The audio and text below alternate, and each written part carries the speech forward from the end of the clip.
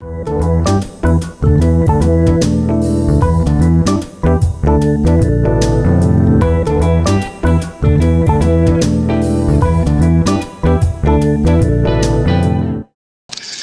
com isso eu passo a palavra aí para o nosso psiquiatra do grupo, o Dr. Daniel Barros, que é psiquiatra, médico psiquiatra e também filósofo, né, Daniel?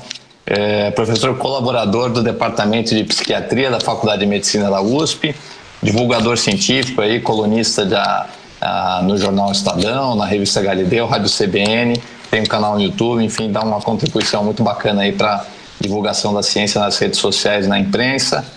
E, Daniel, como é que a gente aguenta essa barra aí do isolamento sem prazo definido para acabar? Por favor. Excelente pergunta, Ayrton. É um prazer estar aqui no USP Talks. Agradeço o convite, agradeço participar desse debate aí que a gente vai fazer para entender um pouco melhor o que a gente pode fazer para seguir em frente.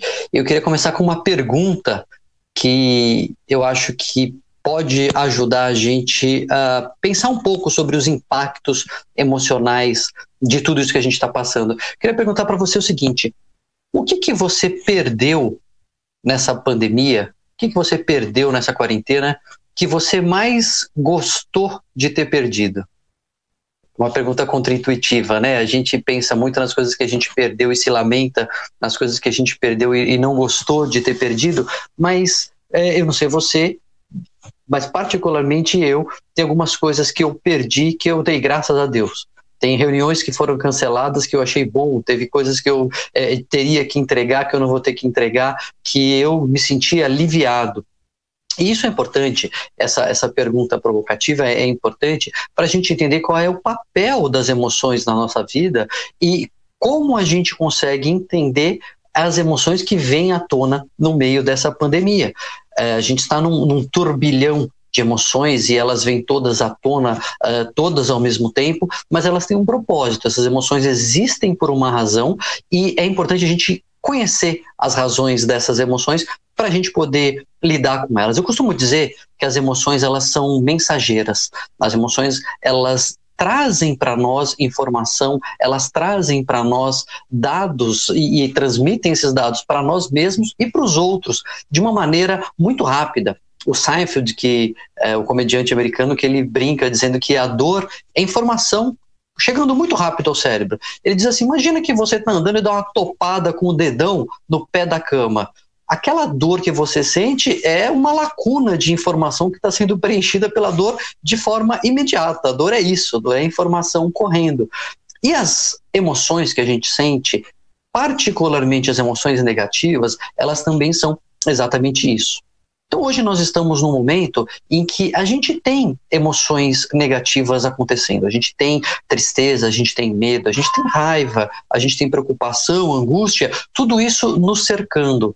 E aí eu digo o seguinte: se você está angustiado, se você está preocupado, se você está ansioso, se você anda triste, você está normal. Essa é uma primeira lição que a gente precisa tirar dessa pandemia. Quem está muito tranquilo, quem está totalmente de boa na lagoa, quem está sossegado, como se nada tivesse acontecendo, não caiu a ficha, né? Desculpa eu dar essa notícia, mas tem uma pandemia acontecendo, tem um monte de coisa, muitos fatores para nos preocupar, que eu acho que a pessoa não percebeu ainda, não se ligou. Não que a gente não possa, no mesmo momento, sentir emoções positivas e emoções negativas. E é por isso que eu comecei com aquela pergunta: do que foi que você perdeu, que você gostou? A gente perde coisas e se lamenta, a gente fica triste com as coisas que a gente perde que eram importantes para nós. As coisas que a gente não gostaria de perder, as coisas que a gente nem tinha percebido como ia sentir falta e agora está sentindo. Então, a tristeza, ela sinaliza para nós a importância das coisas, o valor daquilo que a gente tem. E a gente sente essa tristeza no meio da pandemia. A gente perde pessoas, a gente perde oportunidades, a gente perde possibilidades, emprego, a gente perde um monte de coisa. E a gente se lamenta, e a gente fala: puxa, que pena, ou que desgraça, ou que tragédia, ou que dor perder alguém. Perder algo, e a perda que é acompanhada de dor, mostra o valor daquilo que se perdeu. Então esse é o momento que a gente pode prestar atenção na nossa tristeza, prestar atenção naquilo que a gente está sentindo, porque isso vai mostrar para nós o que realmente tem valor para a gente. Aquilo que você perdeu e se aliviou, às vezes é uma obrigação que você tinha, às vezes é uma obrigação que você se impôs e de repente você não precisa mais fazer. Você fala, nossa, que bom que eu estou livre daquilo. E isso mostra que a vida que a gente vinha vivendo não era exatamente a vida que a gente gostaria de viver. É lógico, tem coisas que a gente faz porque tem que fazer, enfim, tem coisas que a gente não tem como abrir mão, mas tem muitas das nossas obrigações e da nossa agenda que não corresponde à nossa lista de prioridades que fica revelada pela dor que a gente sente nesse momento. Eu costumo dizer que o luto é um amargo remédio. O luto ele é amargo porque ele é a tristeza mostrando para nós que algo acabou definitivamente. Não tem mais jeito, ponto final, não tem volta, acabou.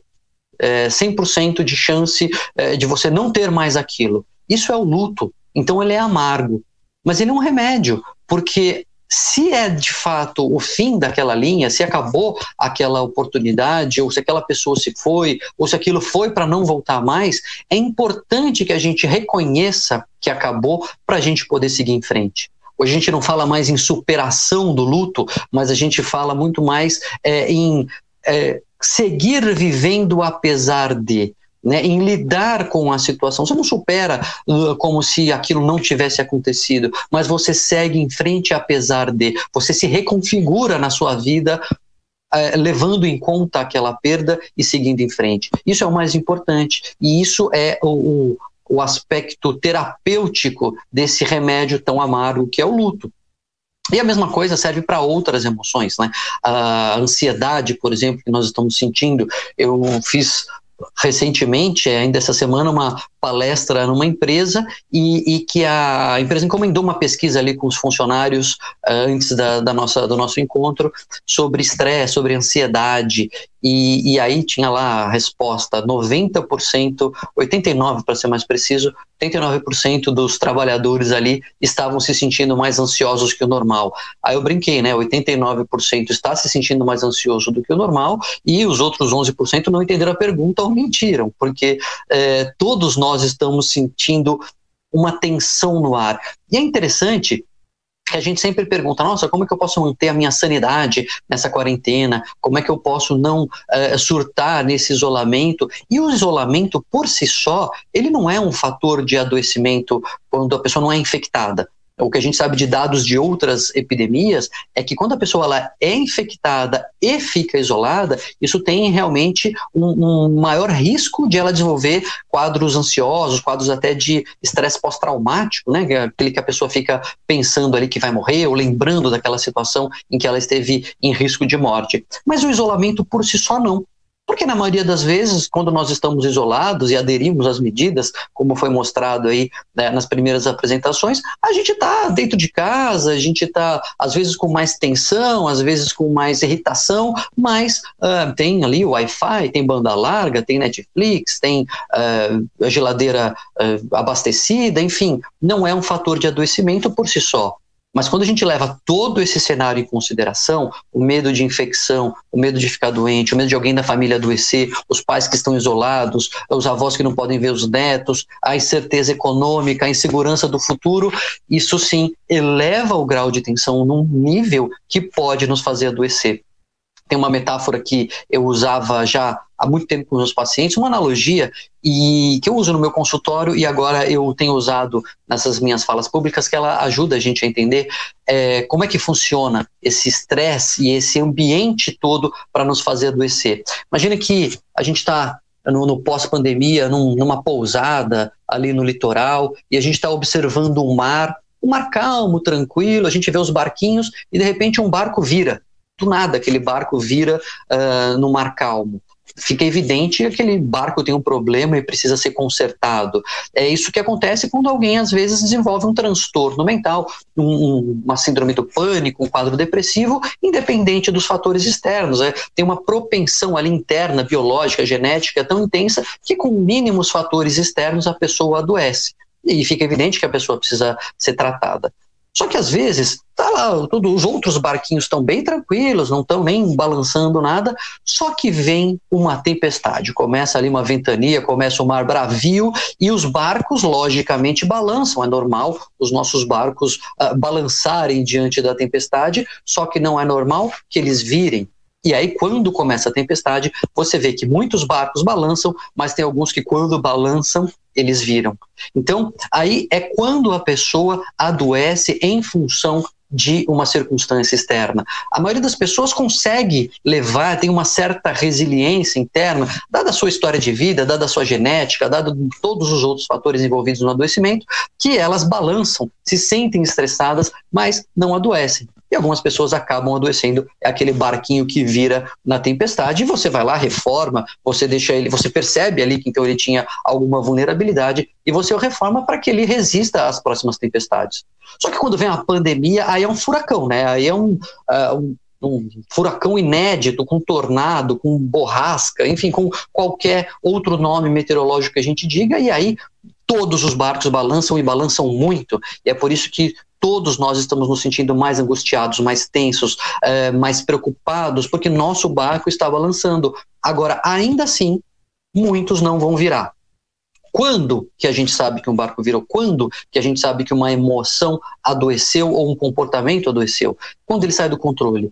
Então, basicamente, a gente vê gente mais ansiosa, mas a gente, apesar da ansiedade, respira fundo, vai lá, tô ansioso, mas tem aqui um trabalho para fazer, tem as crianças para cuidar, tem o homeschooling para tocar, eu sigo em frente. Eu tô mais triste, perdi uma coisa muito importante, perdi alguém, tô me lamentando, mas eu respiro fundo, vamos lá, um dia de cada vez, consigo trabalhar, consigo ali com algum esforço ir passando por aquilo. Quando a emoção se torna mais forte do que nós, quando ela domina ali o nosso cenário e a gente não consegue mais reagir a ela, ela não passa e ela começa a nos trazer problema, opa, aí a gente tem um sinal de alerta. Isso a gente tem visto acontecer com algumas pessoas, tanto em quadros ansiosos quanto em quadros depressivos, e até mesmo com abuso de álcool. É difícil que uma pessoa que não bebia comece a beber agora, mas pessoas que já tinham uma certa propensão têm mais intensidade agora de consumo de álcool, às vezes até para aplacar um pouco essa angústia, aplacar um pouco essa ansiedade. Então, é isso que eu tenho visto, né, no nosso cenário de pandemia, tenho visto as pessoas com mais propensão a adoecer, mas, e essa é a mensagem fundamental, a maioria das pessoas não tem ficado doente. Se você está angustiado, se você está tenso, você está normal. Você está triste com coisas que você perdeu, é porque essas coisas eram importantes. Isso não significa que você está doente. Perdeu o controle, a emoção dominou você, aí isso pode ser um sinal de alerta, vale a pena procurar ajuda. Eu sempre digo, é melhor procurar e não precisar do que precisar e não procurar. Obrigado por esse tempo. Daqui a pouco a gente vai para as perguntas e para os debates. Legal, obrigado, Daniel. Obrigado a você, muito interessante as colocações. Como você falou, a gente está vivendo aí um período, né, uma tormenta, uma tempestade gigantesca, todo mundo está um pouco abalado, o barquinho de todo mundo está balançando aí. E nessa situação fica difícil de dormir, né? O que eu tenho ouvido de muitos amigos e familiares é, não consigo dormir pensando e tal.